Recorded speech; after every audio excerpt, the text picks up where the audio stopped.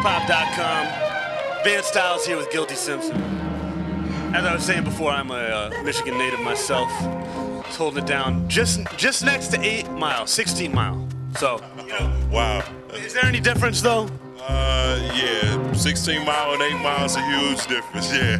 What would you say are the main differences? Because I had to work a little bit on 8 Mile, but, you know. 16 Mile is a lot safer, you know what I'm saying? Let's just say that. Last time I was down there, maybe 5 years ago, I was selling speakers out of a van.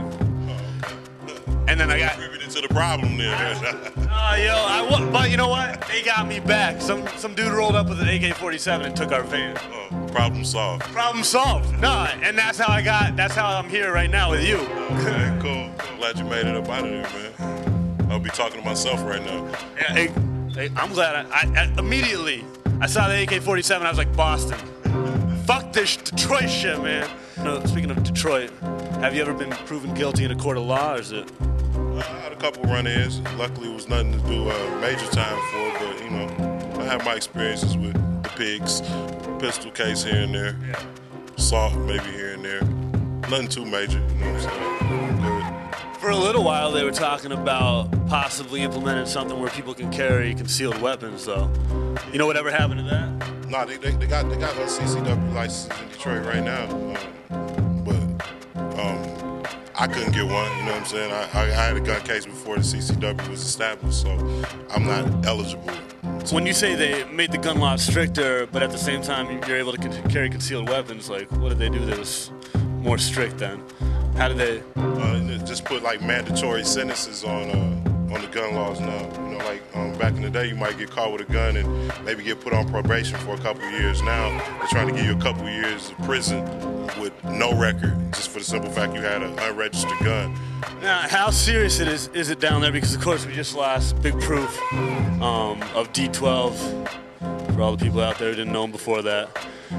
You know, he was one of the premier cats in Detroit. He held down the Hip Hop Shop. Was that the shit down there? Yeah, Hip Hop Shop. That was a classic spot on 7 Mile where, you know, MCs could go on a Saturday and, you know, have something to do as opposed to the wrong thing and, you know, just be heard by other MCs and kind of test your weight, kind of see where you are. And Proof will be hosting that, man. That was a classic Detroit spot right there. Now, I think it was kind of shocking when Proof died, the way he died. He got shot. He shot a bouncer or whatever. But is that something that was kind of out of character for him, from somebody who knew him better? Like, what were your relations with Proof, basically? That was my homie. You know what I'm saying? You know, I've been knowing Proof for, you know, up until he passed. I still know him for 10, 11 years. So. You know, I don't even believe the story of what the media is trying to say in general anyway. So, I mean, I remember him how I remember him, and I definitely don't remember him like that. You know, he was a real dude, and, you know, at the same time, he definitely stand up for himself. But, you know, he had too much to live for me to think that he would just be in the club shooting people in the face. You know what I'm saying? You know, he had everything to live for, you know.